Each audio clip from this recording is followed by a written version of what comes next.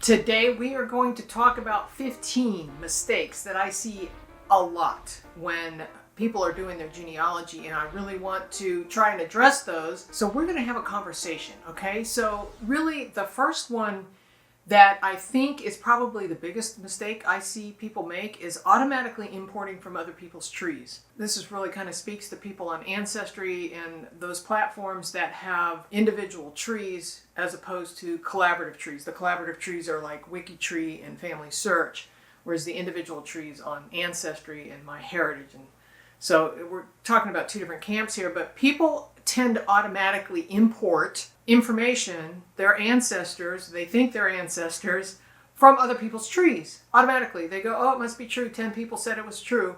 And so they import that information and they move on. They just want to hurry up and trace the family tree. Well, that is a huge mistake. We really need to be verifying our ancestors with family trees, with records, and with DNA. So we really need to focus on the records. So make sure that you're taking a look at those records.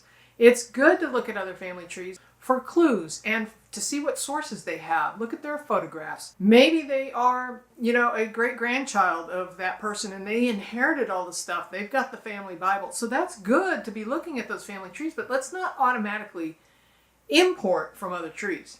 The next mistake that I see happening a lot is people automatically assume that if it's in a record, it's true. People lie. Yes, they do. If this is news to you, then I'm sorry, but people lie. Especially think about people who were maybe trying to join the military at 17 instead of 18. Maybe, they were trying to sneak in early. I don't know what the age was exactly, depending on the war or the service that you may be looking at a record for, but they may have lied about their age. People lied about their age for a lot of reasons. Who knows? And, or people just got it wrong, say on the census records and stuff. So that is another mistake I see common. Another one that I see is not understanding the differences between an original record and a copy. When evaluating records, you need to really go, okay, wait a minute, is this a derivative? Is this an index? If it's an index, it's definitely a copy.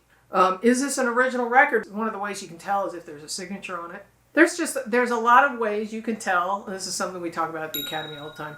There's a lot of ways you can tell if a record is an original or a copy. So copies can introduce mistakes. So be aware of that. When you are evaluating records is to make sure that it doesn't matter if it's a copy or not. It might be the only surviving record is a copy or an index, but pay attention to what you're looking at, okay?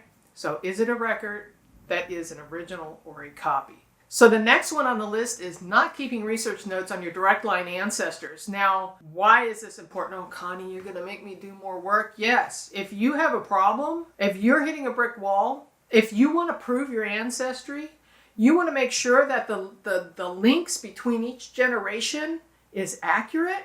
You need to be keeping research notes on those individual ancestors. So research notes on each individual person. Sometimes I'll do an ancestral couple if the ancestral couple, there's not a lot of records for them yet. But once I start getting individual records about their life before they were married, for example, that's when I break them apart into two different folders and put those records in two different resources. The next mistake I see people do is, especially on their key ancestors, the people they're really interested in, is not transcribing records. Oh my gosh. You guys, if you transcribe records, you are going to see details you never noticed before. And so I highly recommend that you transcribe the records word for word. Learn how to do that. There's a video on how to do that in my library.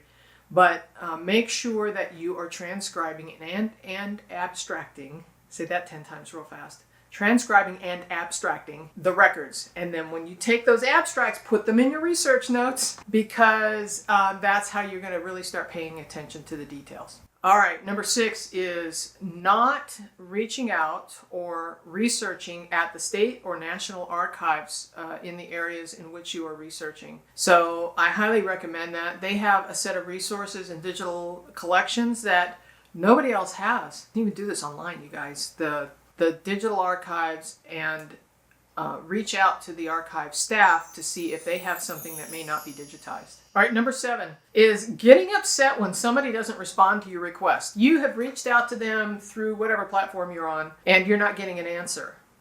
You're wasting your energy. I'm sorry to tell you that, but there is a reason why people are not responding. Either it's an emotional issue they don't want to deal with, but more than likely, they didn't get your message. I can guarantee that probably, I'm going to say 50 to 75% of the time, they never got your message. Why? It's not the platform's fault. It's the user who you are reaching out to have set the notifications to turn off messages. And so they probably haven't gotten the messages. Another big component is they may have died. And so you're trying to reach out to a dead person. Now look, we're genealogists. We like to talk to dead people all the time. But the reality is when you're sending somebody a message through Ancestry or through Family Search or whatever, and you're not getting a response, most likely the kind-hearted person on the other end who's receiving that either didn't get it, they've passed away, or they really don't want to respond. Maybe they don't have time. But don't get upset about it. There's ways around that. The next thing you need to think about is really assuming that other people's trees are correct. That's a huge mistake. A lot of people think, well, this person has been researching for, 35, 40 years, and they must be right.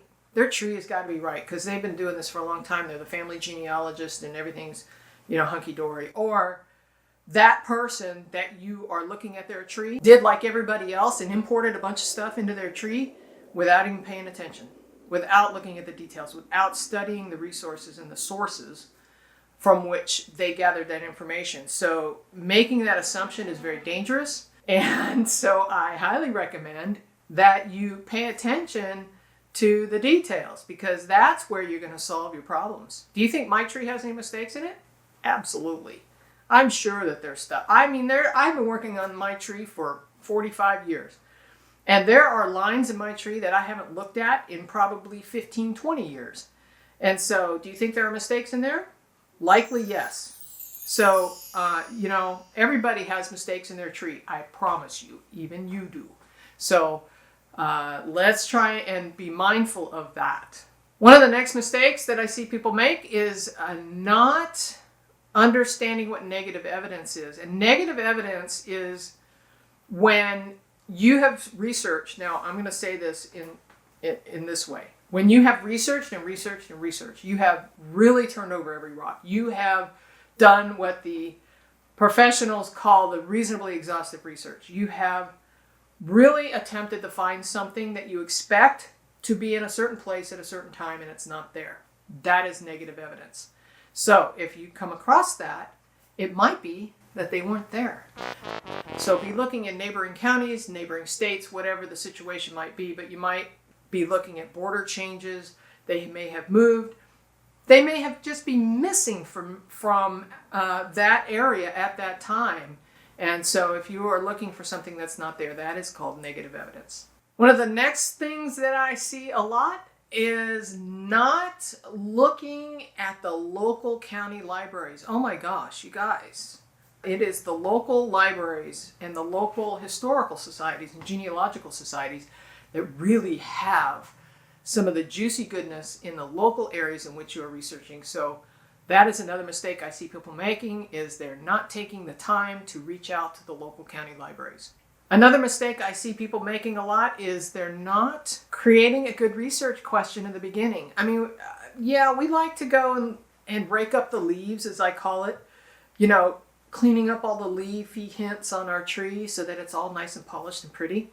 The reality is my tree's full of leaves. I've got thousands of them that I have never really looked at because I'm not working on those lines. I am focused, man. I am laser focused on one question at a time. And so create that kind of the who, what, where, when, why, and how kind of question, right? Who was it? When did it happen? Where did it happen? Why it matters, how you could find it. Let's create those research questions that help you get beyond that stumbling block. That's probably one of the bigger mistakes I see people make. They just don't start with a simple research question. Number 12, being unorganized. I can't say this enough, and this is probably a huge one for just about everybody in the audience. We all have records that we haven't been able to get organized. And it might be that stuff you've imported, somebody goes, oh, here's the whole family history, there you go. And you're going, oh my gosh, it's going to take me years to go through all this stuff. Yeah, yes. So what I do, I go to the archives and I come back with, boatloads of stuff. The first thing I do is I sit down and I put a cover sheet on every document. What does the cover sheet include? Where I got it, what it is, just a brief summary of what is going to end up in my source citation. So what it is, who is in the document, the key ancestors that are in it, some of the information about when, the era in which this happened, all of that, who, what, where, when, why, on a cover sheet. Slap it on the front of that document, set it aside, move to the next document, okay, cover sheet. And, you can create your own little template of what you need to have on there, who, what, where, when, why, and then it becomes really easy to just type it up, print it up, attach it if it's a physical document, or attach it in a PDF if it is a scanned document. And so I do that with all of the stuff that I'm bringing home from a research trip, stuff that I've gotten from other people. I do a similar kind of thing. A lot of times, if somebody has sent me their digital archives, I'll create a folder. This came from John Doe in the folder, and then I will create an inventory of everything in it. Doesn't mean I have to go analyze every document and spend exhaustive time, but when I know what's in there, just as a summary, and then I can add some of that key information to the research notes or to the file folders for the surnames in which I'm researching. When I go to search that surname, I've got that information at my fingertips. It's easy. So, and then you get back to your research question, right? Okay, who was whatever your research question is. You can go straight to the surname folder, straight to the ancestors that are part of that research question, and then pull out that information that you need and keep it all organized. I find that incredibly helpful. The next thing I think I see a lot of people that they don't do, and I wish you would consider it, is take a DNA test. If you haven't taken a DNA test, please do so. Not only are you helping your own research, but you're helping future generations long after we're gone. I get that there are probably some sensitive issues as to why people might not want to take a DNA test, and that is totally fine, and that is your choice. But if there is nothing really stopping you other than you just haven't done it, I highly recommend you do. In fact, I will leave a link in the show notes for you if you want to give it a try. Also know that you can take a DNA test. You can get them on sale a lot of times during the holidays. So be mindful of that. And I'm not talking just the Christmas holidays. I'm talking Father's Day, Mother's Day, 4th of July. I mean, just name a holiday, and they probably are going to be on sale. I highly recommend Ancestry to start if you haven't done that. And, we can go from there. Second to last, this is number 14, is not looking on other platforms. If you're on Ancestry and you're not looking on Family Search, or you're on Family Search and you're not looking on Ancestry, or MyHeritage, or Find My Past if you're looking for UK folks, there's a lot of platforms out there. Wikitree is a free one. How many times have you not looked at Wikitree? So every time you're chasing that research question, you're chasing that ancestry, you should be looking at all the platforms for all the records that you can. You want to talk about leafy hints. You want to rake up all the records that you can find from all of the places. So I'm saying get out of the box, that box that you're in on Ancestry, or that box that you're in on Family Search, whatever platform you're on, get outside the box and go look at other platforms. That is probably, I'm going to say, the second biggest mistake I ever see people make is it's kind of like genealogical laziness. It's like, if it's not on Ancestry, it must not be true. Oh, you're missing the boat, especially if you're running into brick walls. All right, we made it to number 15. All right, here it is. The last mistake that I see a lot of people make, and that is reaching out to family members. Make sure that you are calling your cousins, you're calling your aunts, your uncles, your grandparents, whoever it is. Get a hold of these people before it's too late. You never know. Life is short, and we could get run over by a bus tomorrow. So you never know. Let's get on the phone, write them a letter, whatever it takes, email them, whatever. And quite frankly, I think picking up the phone is probably the most effective. They hear your voice. Hey, how you doing? It's been a while, whatever. And then you can dive into the family research questions. And so I highly recommend that you get in a hold of your family and reach out to your loved ones and see if you can learn some more about the family history. And who knows, they may go, hey, I got the family Bible and I've been looking for somebody to give it to. I'm going to give it to you. Those are the 15 things that I see a lot of people make often. Now, maybe you don't make any of those mistakes, but I bet that there's a few in there that you could probably have a little room for improvement. We'll see you next time.